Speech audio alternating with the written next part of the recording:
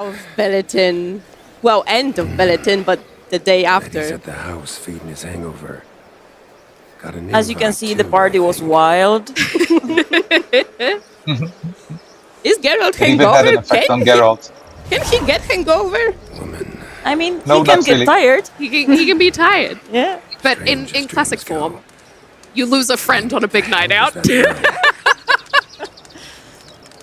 That's exactly It's the usually deal. everyone else who gets a hangover.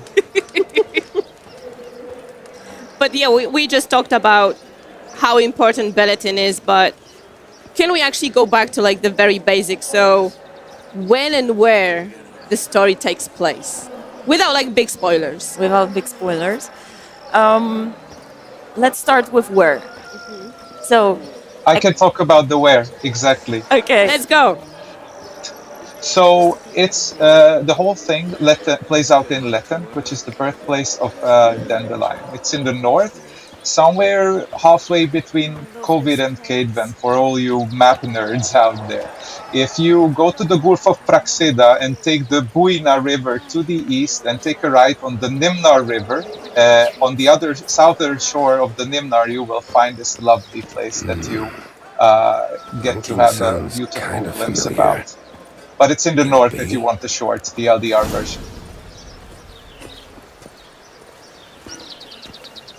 So I guess we can now go to when. So, the events of third expansion unravel after Geralt hoped to retire at Corvo Bianco, but then yet another adventure unveils. So this is what I would share for now. Really great vision elements that we want to cater to, but also enable the player side of exploration, not just the story side of exploration. So we are an open world RPG, and we are going to stay true to that in Songs of the Past as well. And we want to make sure that you are enabled to explore, but guided gently towards elements of the story, so you can still experience it as we sort of intend, but in your own pace, if you understand what I'm saying. So it's directed, but gently, and lets you engage in open world activities while you're already invested in a greater storyline unfolding. So it's still up to you, but nicely framed. And this, I think, was one of the biggest challenges still, which was the biggest challenge in the original game as well. And I guess on that, Peter, what, as players are sort of taking in the world and the architecture and all the work that the team has done, what's something that you really hope that they'll get to see and immerse themselves in, and maybe like the finer details?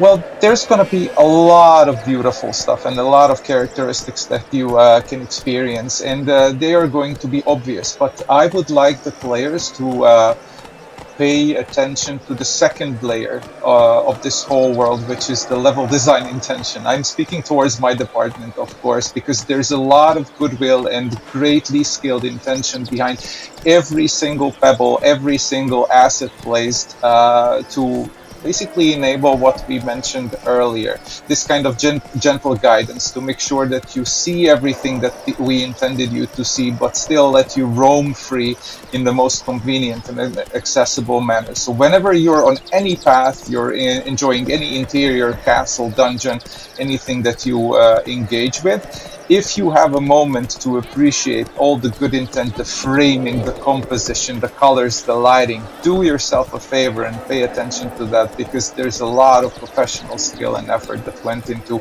every square centimeter of this new world. Yeah, I think while we traverse through Latin, could you tell us more about the inspiration? Because I already see in comments that it looks like Italy, it looks different than what we're used to. So maybe a few words about creation of Latin. Right, so we still wanted to keep this character of Latin that is very close to our fond childhood memories of holidays spent at grandma and grandpa in the countryside. So when when exploring Letten, when entering Letten, you should feel that from the get-go, right? This is a very calm land, an idyllic land, a rich one, but also mornings are fresh, right? You can see the crisp light traveling on all the vegetation and like shining on you through the leaves, and you can actually feel it that it's peaceful, it's there. So it's familiar for the Polish countryside, I would say, but also, as we can see right now, we also took some inspirations from British Isles when it comes to architecture, and it has a further connection to the lore, to the story of this place, because Okay, Secrets. so far we showed you a little bit of the sunny Letten, but it also has woods, oh yes, dark woods, Lots of it, yes. lots of dark woods. Can we maybe talk about how you guys approach designing this contrast between super sunny village and then dark forest with like fog and all that mystery around? Yeah, this was an exceptionally tricky thing to pull off, and I bet it's the trickiest part of every game that tries to illustrate values through contrast, is how to blend like one extreme into the other extreme. But with clever framing, composition, and distancing and density and encounters and community design and every single component, it's manageable. But you have to be mindful, of course, how you conduct the journey there, how you can end up from one place to another like accidentally, and make sure that the things do not happen like that unless you intend them to happen like that. So it is kind of tricky, but it requires a lot of testing and a lot of iteration, of course, and subtle play with colors and, of course, expectations, how you set up a certain mood with shapes that bleed out into the surrounding environment a little bit sooner, just to like set the mind in that kind of mood earlier with a smooth transition. So everything happens in good rhythm and pacing. That we want to dive into to start with. One of them is Thornbloom. Yes. So, as you can see, while we have some gameplay going, we're gonna have a run-in. Well, this is not actually. I mean, this is obviously variation of an Archispore, right?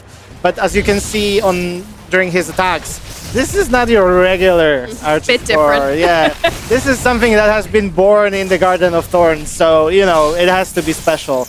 And as you can see, there are like new attack patterns, new VFXs. This is, by the way, you can already see the remaster improvements in VFXs, which are mind-blowing in my opinion. I would say depending on what your playstyle is, but our main, main focus in creating a boss fight is to always create a challenge for you. So yeah. We have a little glimpse of Swarmions again. Getting beheaded. That's my favorite finisher right there.